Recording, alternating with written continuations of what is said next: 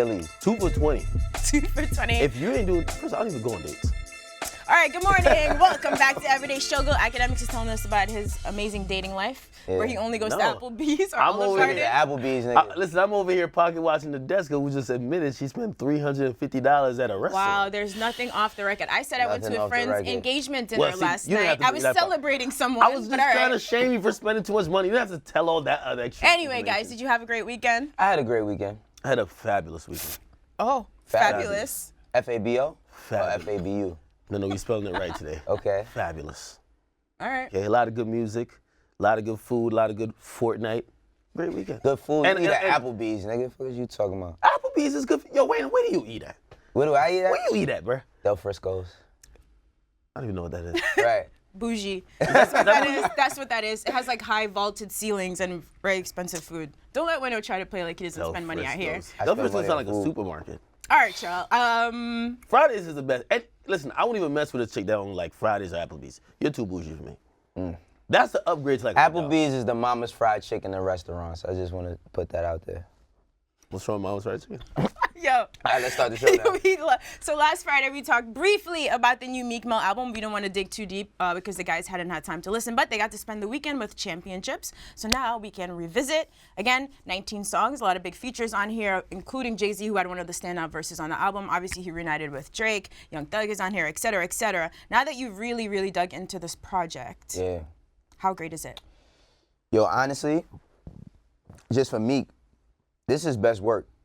Like, this is best work. Like, I got a chance to really, like, just sit and listen to everything. Remember we was talking about sampling and if it makes sense to use samples, or he used a lot of samples from, like, the early 2000s and early 90s, of course. Trauma, which had, like, the Mobb Deep Getaway sample. I mean, it was a sample prior, but he used it, like, everybody knows it for Getaway from Mobb Deep. Yeah. He even sampled Me, Myself, and I by Beyonce. I mean, just going through the whole timeline, I felt the whole track list and timeline of the album, I felt like there's a lot of growth there. I felt like there's a lot of accountability and it's a lot of message, all with him having fun. So the response that it's gotten, and I texted him, I was like, yo, this your best shit. He was like, yo, I'm starting to feel that way as well. It's because it is like a championship. Everybody wanted to see what he would do with having this type of opportunity, having this type of notoriety, this type of look, and he delivered. And having a 19-track album, we've been real critical of like lengthy albums this year, but it's like he put so much content and so much feeling into the music. It rides so well. You're not even thinking about 19 songs. It's just overall, it's a really, really good album. Right. It's a really good album. So this is obviously a big moment for Meek Akademiks, like everything leading up to it being his championship album. But just the project by itself, without all the hype surrounding it necessarily, do you feel like it lived up to the standards you had or what you projected? Yeah, I mean, it kind of nailed the bases. I was wondering if he was gonna hit in terms of giving everybody what they want. I understand, like, he's on a different like level in terms of not only just media focus, but like just place in his life. But it gave us some of the shit that, you know, like me, I love the nigga shit. And he gave us that. I don't think this is his best work, period. I think his last time was better. Wins and Losses to me was better. But I don't know about that. What was better about that project? I don't know. That felt a little bit more focused. This one, I felt he did as good of a job he could do in the position he was in to make an album that wasn't just either completely left field, but still like embody what he was going through. So I thought he did a good job. Where do you think he lost focus at? On like any particular like songs? No. What I mean is, on Wins and Losses, like it was kind of, not to use a black that critique, they said the one-track mind. I felt like he only had to do what he was really good at. Okay. And because that's all we were getting from him there, he wasn't really like trying to like on tracks like I mean, What's Free is a track he would have probably done anyway. But even on certain other tracks, you could see him trying to step out of like that Meek box. You get me? And really? Yeah, like I feel, yo, this album don't sound like all of his albums before. You or mean the projects. moments when he's addressing more serious content? Yeah, or like- sonically, or okay.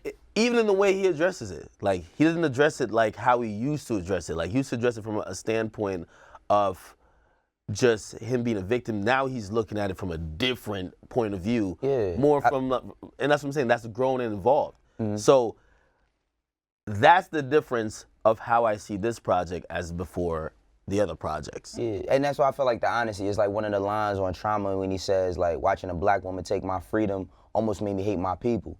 You know, it's like, it's just so much honesty there, and of course, it's like, it doesn't sound typical to me. That's the thing, it's like, it just doesn't sound typical to me. It doesn't sound like any of this was contrived. And what I mean by that is like, okay, we're gonna make a song specifically about how you feel. No, it's like, it's just real expression, you know, from start to finish. So for me, I love it. You know, I love it. Wins and Losses was a really good album as well, but I just feel like this is the one that kind of propels him into that conversation, and I said he should be in as being top 5 top artists of today, and not just based on sales. I don't care about what the album sells and none of that. I'm just talking about pure creativity, pure artistry, and rapping, like really rapping. Nobody's talking like that. Do you think it's a top 5 album? Top 5 year? album? This year, absolutely. Absolutely. I don't know. I think it's like top 10. Top 10? But I think, you know, like... It's a lot of albums this year, but it's and I want you to keep your thought real quick. It's a lot of albums that dropped this year. I feel like there's a lot of, you know how we talk about filler songs? There's a lot of filler albums. I feel like it's a lot of joints that's just pushed out just to keep momentum going, and this one stands alone amongst them all, so I definitely put it in the top 5 album conversation of the year, specifically rap albums. Yeah, I mean, like, I have it like in the top 10, which is good. I mean, I look at it, I don't think Meek really ever put out like a whack-ass project. I think when we did have a discussion like weeks ago when we were talking about is he gonna be a legend or is he gonna be one of the GOATs, I think we were looking for that quintessential like Meek project that we're like, yo, this is a classic. And you know what, it kind of robs the context of that discussion when, like, not because you don't have that album that everyone says is the fucking classic means you're not consistent. Not because you're not dropping 30 means you're not dropping 25 a night. Right. That's pretty good always. And I enjoy this project. I feel like he did a real good job. He did a real good job, and also the feeling is a little bit different than when he dropped his other projects. And people might not want to admit that, but seeing the wave he's on, seeing how much he seems to have changed and grown and been separated from some of the stuff that people were criticizing him for before, it allowed people to really receive this. I'm not gonna lie, this shit is getting overwhelming positive responses. Right. And it's not that I think, and that's what I'm saying, I like wins and losses. You know why? Because I felt like he had a chip on his shoulder. I like that. I like when someone's It was the get back. It was definitely the get back. I like when somebody's back in the corner.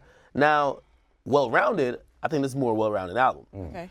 But not gonna lie, I think just all together, it just shows that like we had discussions.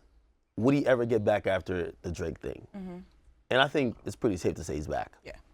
So he's back on with a much bigger audience. You know, when he's doing like Vogue interviews and New York Times features, you know, talking about criminal. He's on CNN. Yeah, it's next level. He has a lot of different eyes on him now. Yeah, and I think, you know, as far as, you know, having the classic album and all of that, I think we got to give things time because I think all classic albums are not determined within the first like couple days or the first week. I think that this is a moment in time. Remember when we talked about like the Carter 3? I think that this is a moment in time that regardless to if you're a Meek Mill fan or not, you will always remember. So I think that, given with people being able to receive the music for months to come, we'll see where this ends up. But I think this is the one that's going to take him to the next level. You know, I wish he had, or I don't know if he is planning to like come up here or something like that, but that the space he's in now where people are down to receive, after the Drake thing is at first, like he was putting out really good music. Like I really enjoyed some of those 404 joints, really good music. And the reception just wasn't there. And you know what, like we talk about a lot of artists, sometimes if the audience isn't kind of in that, or the temperature isn't in that receptive wave, like you could drop some of the hottest shit and it won't do as well. You get me? Like, yeah, people, you get those pockets of people that love it, but then you're not getting that like universal praise and applause like we're doing for this. So I'm wondering how he probably sees that, and probably also like just internally says, you know what, maybe going forward, I made mistakes there. And of course, he's admitted he made mistakes doing certain things. I'm gonna make sure I don't repeat those things. Yeah. Because he's in a good space too. All right, so you know what we got to get from Mac, right? How do you feel about the Drake record? The Drake record, it was cool. It was cool. Like, that's not a rave review from you. Yeah, I was gonna ask, what do you think are the standout moments? Obviously, What's Free is a big moment. Yeah. Like, I'm not gonna lie. I think them being on the track, it's a standout moment. Do I hear the track and instantly think like, yo, this is like a hit? Not necessarily. But again, maybe I gotta listen some more. You get me? You know, when Scorpion came when I was like this, and 4 months later I'm bumping Mob Ties with a hoodie on. You feel me? So maybe then, but nah, there was a lot of different standout moments here by him. So yeah, like them being on the track, that's bigger than actually the song. Yeah. How good it is. Wait, no. What do you think? Standout moments? No. What do you think about the Drake track? We know he's the stand over here. Well, like honestly. Just being honest. No, but honestly, like the Drake joint, I think it's like not their best collaboration together, but I like it. Okay. Like I do like it. I like Drake's verse on it a lot, and I like the hook. And it's like you said, the moment is a little bit bigger than the song. I think that the moment is so big that they got to do something again. Yeah. Is not taken away, but people are paying more attention to that as opposed to just receiving the music from it. But standout tracks for me on there, like, you know, I love the lyrical shit, so I go with fire. Intro's fire. Trauma's fire. Trauma is like it really touches hard. I say Respect the Game. Respect the Game, Championships. Another 100 Summers and Cold Hearted. Like a lot of the solo joints. But I think another moment on here as well is Splash Warning. I was gonna say. You know what I mean? Splash Warning, like Roddy Ricch. My nigga Roddy. And I mean, look at Thugger. You also gotta look at like with the shits. He put Melly, who is a new artist, up and coming artist out of New York, you know, from Harlem, on his shit. So that's dope. Him giving out an opportunity. But like I said again, this is a moment. You know what I mean? This is definitely a moment. Well, last week Wayno said that Jay had the verse of the year. Yeah. Now that you have more time to listen, would you agree? It's hard for me to. Or contender? Is it a contender for top verses? I'll give it a contender. But you know what I mean? Like, sometimes I do feel like we're prisoners of the moment. Jay gets on the track, and listen, Jay gets on the track. That's why we didn't want you to have an opinion Friday. Start spitting that, you know what I mean, that black power conscious shit. And, you know what I mean? Like, the flow is a little bit weird to me, too. The flow is weird. You liked Ross's verse on that more, which I'm surprised about. The way his verse was structured wasn't weird, Wayno. No, it's not structured weird. And the reason why I say it's not is because it was like going in, going out. I'm gonna tell you why. It's because you gotta go back to Life After Death and listen to What's Beef. The whole flow is unorthodox on that beat. So he took elements of that flow and just put his own spin on it for what's going on today. Now, for me. Like, of course, everybody, oh, you biased because you know Jay and you know Meek. Take all of that, take that out. Somebody got to give me another verse, and it's a lot of great verses this year. I'm not going to sit here and say there was no great contenders. It's a lot of great contenders, but show me a verse that not only is good but has this much impact. Yeah, it fits the theme of the song so well. That's the thing. I'm surprised that you like the Ross one. It doesn't feel like it necessarily fits as much as Jay's does. Well, let me tell them what I mean about impact. What I mean about impact is that people forgot because Jay been running around with his hair grown out and taking pictures with his wife that he could actually fucking rap. And everybody No, a lot of people was acting. When he put out that album with Beyonce, a lot of people was acting like Jay and still have it. And for him to be this good 20 plus years in is what's so impactful about it. If I don't know if you was on Twitter. For him to have to tweet about it meant that it made an impact. When does Jay come out to explain anything? Once a year. He ever does? Once a year. But to explain himself? Well, I think it was like when I think about verse, I'm not only thinking about subject matter or content there. I'm thinking about also the rapping. I thought the subject matter and content was amazing. Now, if you want to act like that's the subject matter is amazing over an amazing beat, so you had some issues with the flow? No. That's the only issue. And what I'm saying is that I'm not gonna just like 3 days afterwards, yo, Jay, you got it. Nah, hold up, man. It's dope though. It is dope. Okay. But you know, also the reason why he came out and clarified because that was a moment he's addressing Kanye. He hasn't said shit about shit when it came to Ye. He's addressing him, and I'm glad that he kind of, you know, like he kind of made that look good by saying, yo, let me explain what y'all are getting wrong. So Because crazy everybody's that Jay jumping explained. on So you the. guys remember the line? What was it? No Red Hat, Don't Michael and Prince, me and Ye. So people thought they were trying to. People thought he was like taking a shot, which he clearly wasn't. So he got on Twitter to basically said, "Don't try to pit me against my brother." So that was the clarity there. But the rest of the verse was also very important, not just the Ye line. Very good verse. Yeah. Very, very good verse. And that's what I'm saying. I'm comparing that to, if we're talking about all the albums, because there's tons of albums that drop.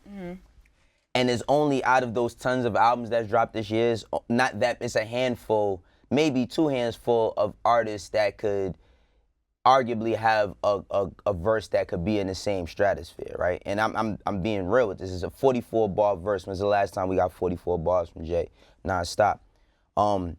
It's not many. It's not many. And it's, in terms of like finishing off the year, this is the 3-pointer at the buzzer. It's the 3-pointer at the buzzer, the winning game.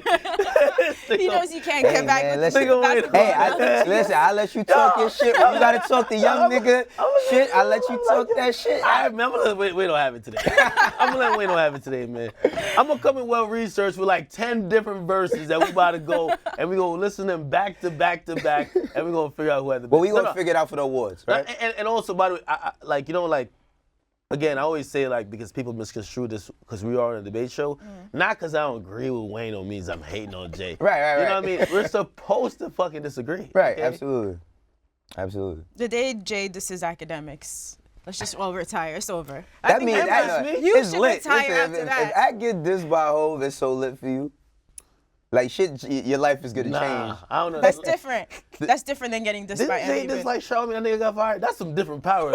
That's a He different didn't level. diss y'all, man. Yeah, but that nigga got fired. He'll after call a something. Complex to pull the plug on this entire show. It's been a decent You might run, get man. Complex to pull the plug on Complex. Yo. So when Jay also, side note, when he got on Twitter to clarify, Kanye, of course, decided to take this opportunity to ask about Watch the Throne 2. This nigga, boy. Oh, man. Look, This he's was using embarrassing. emojis again.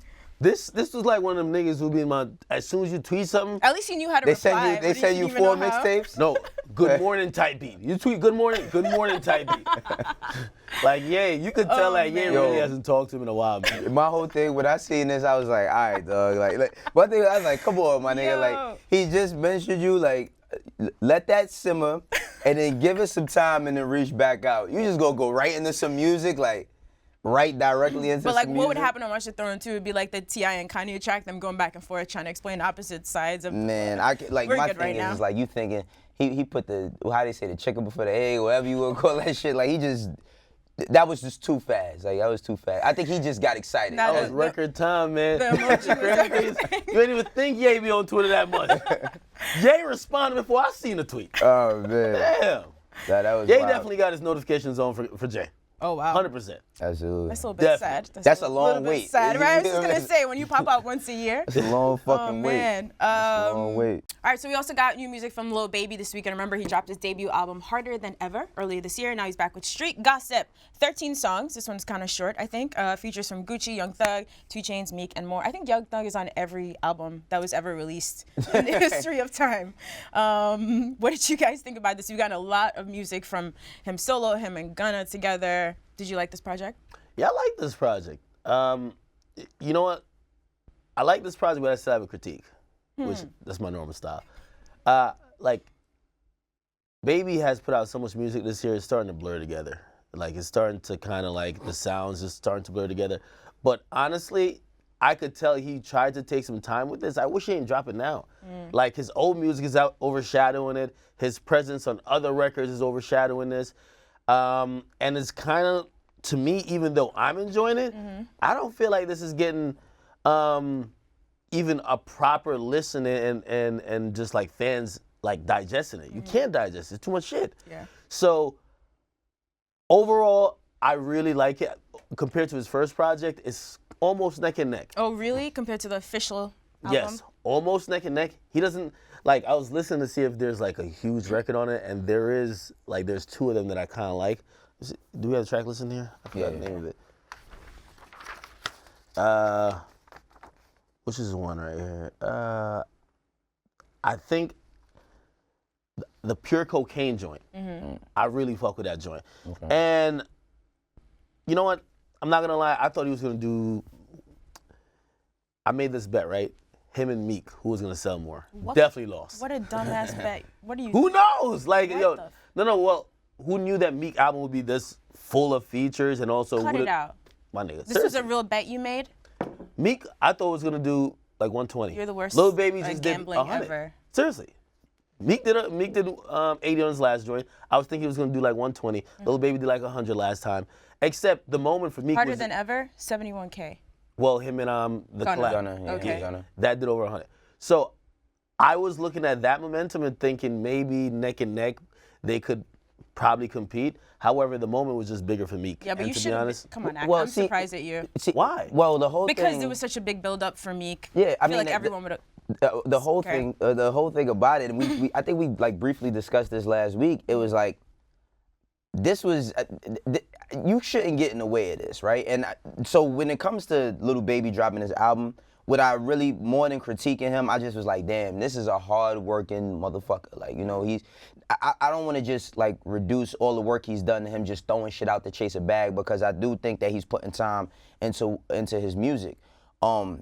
He's worked really hard this year, but I felt like he should have stayed away from that release date, only because like we hadn't heard Meek in a year, and also with all of this stuff. Think about Meek's rollout was just him doing jail reform, and I don't think it was specifically a rollout. I just think that he was taking the time to express what he had been going through, being locked up and having his freedom taken away from him. So by the time this date came, I knew that things were gonna stop for Meek's album.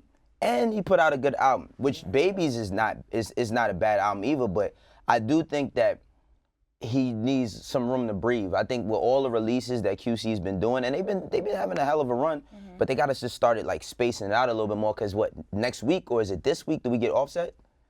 Yeah, well, I mean, the whole, from now until the 21st, it's pretty much stacked. So like, even if he said, okay, I'm gonna let Meek have that week, what are you gonna drop on? You're gonna drop the 7th when X drops? You don't want that date. Right. Technically, Right? they're in such And then different the lanes that maybe it 14th, wouldn't what's on matter the so 14th? much.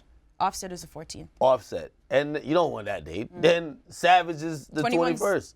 Yeah. So you don't want none of those dates. So to be honest, at this point, like you had to put it out. He didn't have to though, cause you just said like He didn't have to put it, but if he was going to put it out, again, I don't know how QC works these projects. I hope this gets a little time to breathe, because I started off the weekend when midnight hit on Friday morning, and I started listening to the Meek because I want to see what's up, and I fell asleep, came in here. Then I finished listening to it. I'm like, yo, this is kind of dope. You know what I mean? But towards the end of the weekend, after I exhausted bumping Meek a couple times, I was listening to Lil Baby shit, and I was like, yo, this is gonna fly under the radar a bit, but it ain't bad. It ain't bad, really you know not what I mean? bad. It's not bad. And I mean, he, like I said, like I like the joint with time with him and Meek. I like that record a lot. I like the one with Gucci Mane and Offset. Section 8 with Young Thug. Yeah, the one with Thug. Yeah. Yo, Thug is doing his thing on these like feature joints. Yeah, I mean, like hopefully, like we was talking about before, like if Thug could get all of this, you know, this legal shit behind him, you know, hopefully we could see a album, Thugger rollout, like a real I've been Thugger. asking, I've been waiting for so long. Yeah. I mean, I don't 300 though, trust me. overall though, like I do think that Baby did put together a good project. I actually enjoyed this more than Drip Harder. Okay. Yeah, that was the collab joint. And I can understand that because that felt a little bit more rushed. This felt like, even though, you know, some of them feel like, there was like 2 tracks. Which one was it? Is it Chastise? I think it felt like it was a filler almost, but like most of them sound like, if you put Harder Than Ever in this and you combine the tracks, they sound very similar. So, you know what I mean? Salute to Lil Baby though, because, you know, I enjoy his music. Me, I'm critical of how his career is being handled just because he's so new. And you can't just fucking just empty the whole clip now, because we might just be sick of that nigga come next winter. You get me? And this is the first year, right? Yeah. So I'm hoping next year, tour a bit, do features, but we don't need another. If I hear another Lil Baby project come by March, Hey, listen, don't be surprised. QC's gonna break some records next year for Yeah, but I mean, releases. he did a lot of good rapping on it. That's why I did appreciate. He talked about his mom on it. Like, he talked about a lot of things that's personal to him, along with, you know, talking about that money shit. But he talks about some personal stuff on there, so I liked it. I did like the album. All right, we're gonna get into some numbers for Akademiks in just a little bit, but first, Eminem. We haven't talked about him in a minute, so he has the film Bodied, which released November 2nd. He produced this, so he released a 10-minute freestyle to celebrate. It's called Off Freestyle. Let's check out a snippet. Get a million writers inside of a room combined in it. Try to get every idea of every possible line to spit. Every punchline, every combination that rhymes with it. Bitch, a whole team can't see me. There's no eyes in it. But you, Wayno, you sound like Akademiks right now. I feel like he ain't have no business doing something like this. Like, honestly, I just feel like he didn't have any business doing something like this. Like, he had... Yeah, he said he felt inspired by the film. And that's cool, but you can feel inspired and just not do this. Like that's my thing. I felt like he did not have to... He didn't. No, I'm trying to be Stop! You're trying to serious. get us voted off the No, internet I'm again. really not. I'm really not because you know M what? fans, I love y'all. Don't listen to Wayno. Listen. No, I love M. I love M for what he's contributed, and he has albums that I really fuck with. No, for real, he has albums that I really fuck with, and I just felt like he did not have to do this, and it just was so weird because like he stops and he comes back and then he's doing all these different movements. And Is it because there was no beat? Huh? Because there was no beat? I don't know how it was. Nah, I can't say because there was no beat because I felt like even his style of rap Like a was URL like battle. That's what I'm saying. He was rapping like he was battling somebody, but he wasn't battling anybody. It just was awkward for me. That's what I could say. It was very awkward, and I felt like he shouldn't have did it. Okay. My nigga rhymed with a spit sound effect. That's like some legendary shit. Hey, I will say, man, feel bad for M. I could tell M cares. He dropped a whole album trying to address critics. M is a fucking legend. He's one of the greatest of all time. But if we look at the peers, and that's why we always talk about like what we expect from people as they're aging and as they're like you want to be graceful with it. You feel me? M shit just ain't graceful, man. Like we looking at M and he's making such like big mistakes. You're like, yo, you don't seem like a 20-year vet. Like you shouldn't be doing this. What was the mistake here for you? This whole shit just seemed weird. Okay. Like, I didn't watch the whole thing. I'm just looking at it like, yo, what is this? I watched 7 minutes of it. That looked like it was like a outtake from like a movie. Like, So is what that if, what it is? What if there wasn't a video version to it? It was just a freestyle without still? Nah, yo, nah. He can kept that shit to himself. And that's why I look at M and I say, remember when we were talking about what I wanted to hear from his album, and you know, like again, he dropped 2 albums, but I don't think he knows how to do what Jay's doing. Yo, Jay is killing this shit. Like Jay could be 60 and Jay fits in a pocket. He never seems corny. Right. Never seems like he's doing too much. He always seems like he's comfortably like aging gracefully as a legend. And when you see Eminem, we looking at like, if you remember the last 2 years of Eminem's like career, you might think this nigga's garbage, yo. Like real talk. You might really like start doubting that this guy is That's a like legend. a really strong word. No. The past all right, 2 hold on. years. All right, let's not say garbage. With those 2 That last album he dropped was all right. So the last album he dropped was very good. That was good. But just watching the stuff he's put out for the last 2 years, if you were to make a overreaching opinion about his whole career just off of what you've seen recently, you would. If you're a teenager that doesn't really know the history. Yeah, if you're a teenager, you're like, yo, this is a guy y'all say is like the greatest. You get me? And I look at that as him making some missteps, like him miscalculating what is in or what people want to hear, or sounding dated, or him just being off base, or like he's done that a couple times, and I'm looking at it to say, this is a difference why you have someone like a J and someone like a M. That's why, like, if there was a conversation, like, on that all-time list, is there a conversation, like in terms of greatest rappers? If Eminem is on that list? No, I'm saying, if, like, as comparing we them? watch how they both age, Okay. right? Say J and M. Yeah. These are 2 of the greatest rappers So I of all think time. it's because M's, my personal opinion, He's what? he's just so isolated. Oh, I'm not gonna get into the why. I just think Jay's a little bit more connected. Right. Although he's more like the Godfather, he's not like in the shits, but you know, he's watching and paying attention to everything. People will tell you that. M is a lot more like even physically isolated. I get that. I think that has an effect. Oh, and I really believe that. But I do think he's paying attention.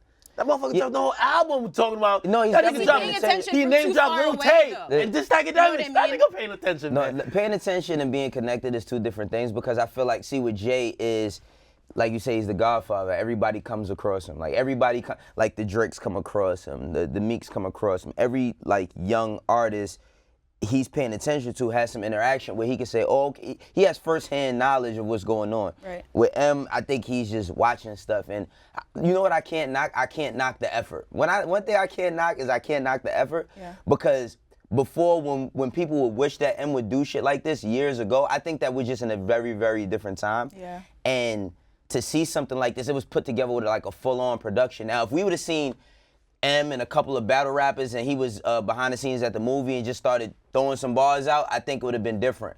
But to put together a whole freestyle, 11 minutes because you were inspired and it's like cuts and it just was awkward. It was awkward. It's a little unfortunate, man, because I do feel like he's fumbling. Like, I never want to tell a legend like that, chill out. But really, chill out. Like, yo, chill out, because I don't think a lot of these efforts are helping his legacy. Not that he needs something to help his legacy, but, you know, sometimes we look at it and M at this point of his career should not be the butt of the joke on social media. You get me? And I feel like he's almost doing it to himself. You get me? Which hopefully doesn't like running back into. Do you like when he whatever hole collaborates, like when he worked with Joyner? Like if you worked more with someone like that, who's a lyricist like him, but is more connected to what's happening, does that save him in some aspects?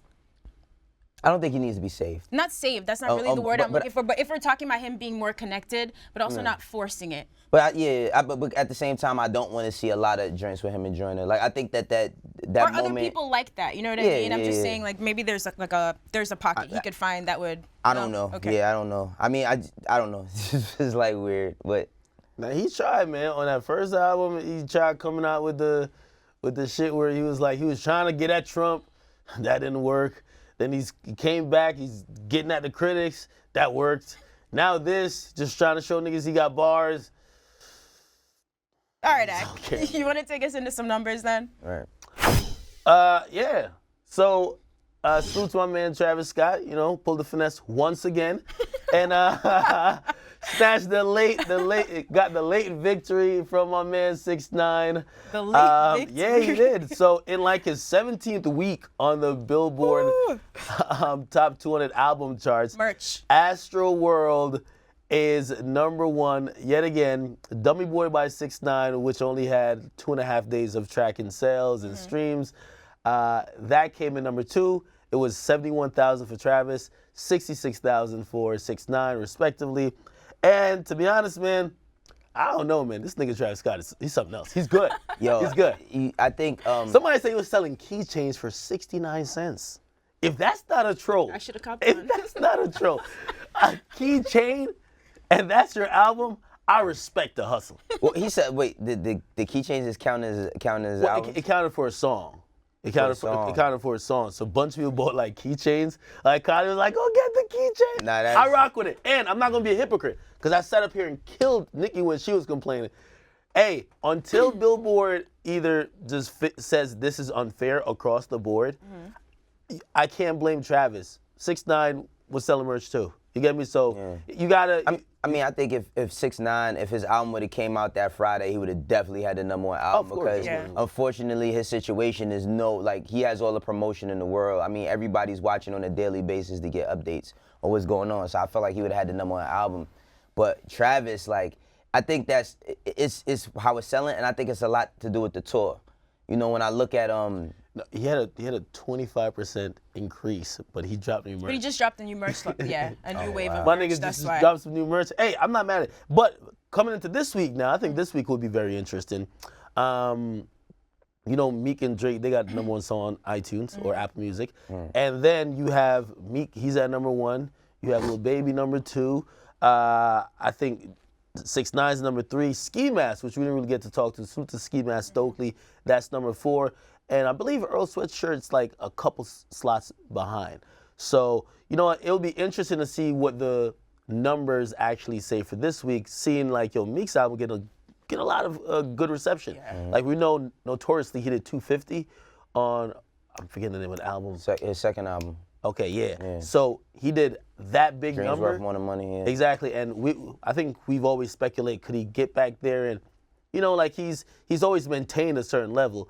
But we'll see what the numbers say now for this album that's getting a lot of love. Right. And of course, Lil Baby, third project this year. You can't lose. Lil Baby working overtime. Right? For real. Shit.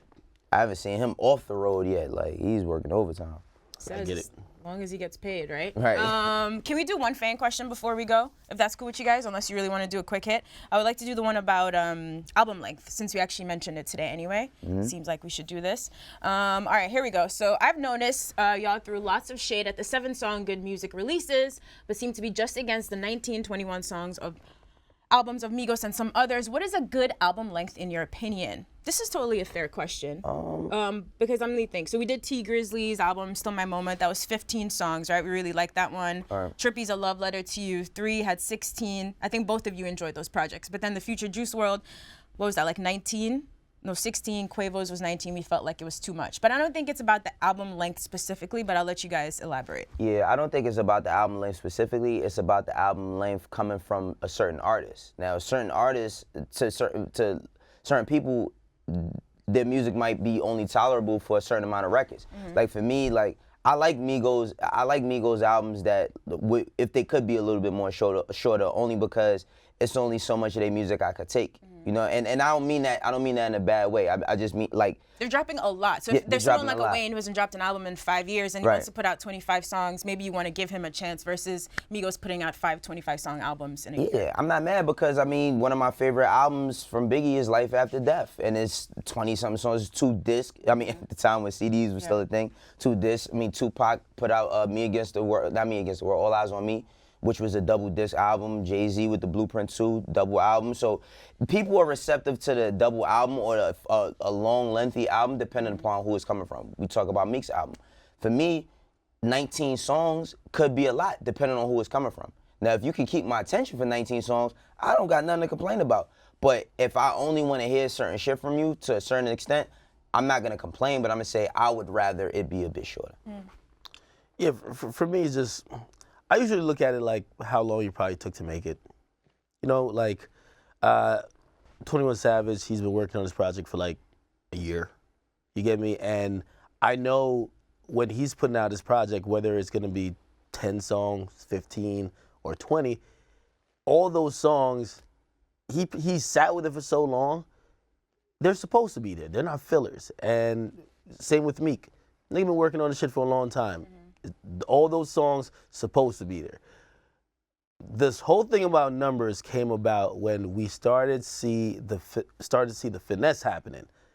More songs equal more streaming numbers. Let's throw 25 on it. And usually the 25, usually the artists that were doing it, they're creating the album in like 2 months. You get me? And not that that means everything all the time, but if you're just rushing to create a body of work and you're throwing even the throwaways on there, that's a problem. But for a lot of people who they sit with it and they're crafting an album that happens to be, I could listen to 21 songs, like I'm cool with that. Right. If you took the time for all 21 songs. Now, I could tell easily when someone's trying to get the streaming numbers versus when somebody actually has something that they felt that song was there for. Because a lot of times, I feel like sometimes albums even sound, it don't seem like it goes through that process of like weeding shit out. So you as a fan, you'll be listening to the shit and you'll be like, okay, track 1 cool, track 2 cool, okay, track 3, that's the hit, that's what you usually put the hit at. And then track 4, and then 5, 6, 7, 8, you're like, why these shits here? Like it just, it don't make sense. It don't make sense. And it feels like, okay, this isn't the best work. Right. And so with that, do you give different artists more time to let their projects breathe? So I was talking to JID about this, did an interview for Beats, where he was saying he thinks a respectful time frame for someone to drop an album for like media fans to really digest and have an actual opinion should be about 2 weeks. But maybe every artist doesn't need 2 weeks, right? Like his project is going to be a lot different than, I don't want to throw someone's name in, but you know what I mean?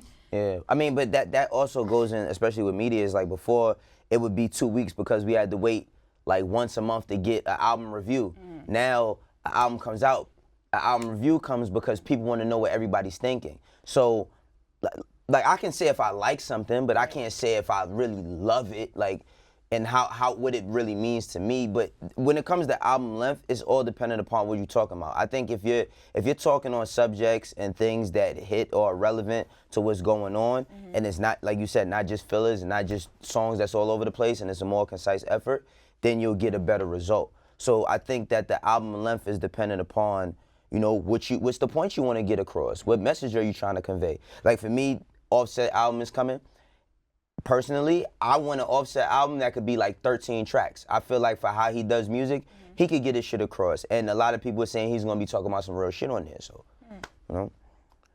And it does kind of, like, I guess certain artists does matter as well, because like for Young Thug, I don't want more than 13 tracks at this point. He put on way too much. Young Thug always got some dope shit, and then mix it in with some shit, you're like, what the fuck is this? You know what I mean? And Thug is a genius. Yeah. But sometimes, like, you'll look at, like, that's when he used to spam projects. You would look at the last 4 of his projects and be like, damn, there's hella dope songs, but just sprinkled through with a lot of BS. And he was putting them out so quickly, you're like, if there was someone who could really just take a hold of your music and say, let me pick, all right? I know good shit. We're taking these songs, these songs, these songs. Them other songs there, nigga, put them on SoundCloud or something like that. We don't want to hear them on your shit. The interesting thing about it is, it's like, sometimes I feel like, is somebody actually doing that? Like, I feel like that's an ill point for us to speculate on, but they might actually be doing that with their music. You know, as far as like taking the songs and putting them together a certain way. And they might think we're bugging, you know? That could also be something.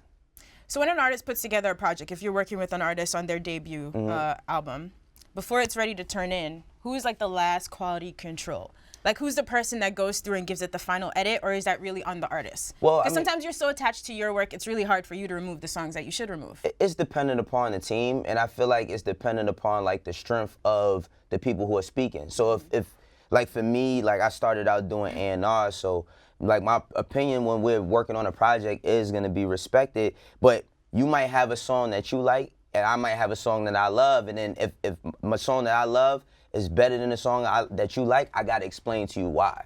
So I think that it's dependent upon the team. Some people have A&Rs that do all this shit. Some people don't use an A&R, they do it all themselves. Some people pass it off to the CEO and say, all right, this is what I'm gonna do. I'm turning it in as is. So I think that's all dependent upon who we're speaking about and their methods, you know? But everybody's different. Interesting. Well, it seems like we'll continue to get super ultra long albums, so just get used to it, I suppose. As long as you're talking about some shit, let's do it. You know, as long as you're talking about some shit, I could go for them. Yeah, man, y'all gonna listen to Lil Durk Santa Streets 3, man. I didn't think 20 songs could actually make me like it. He's another one that got a good fire. 20.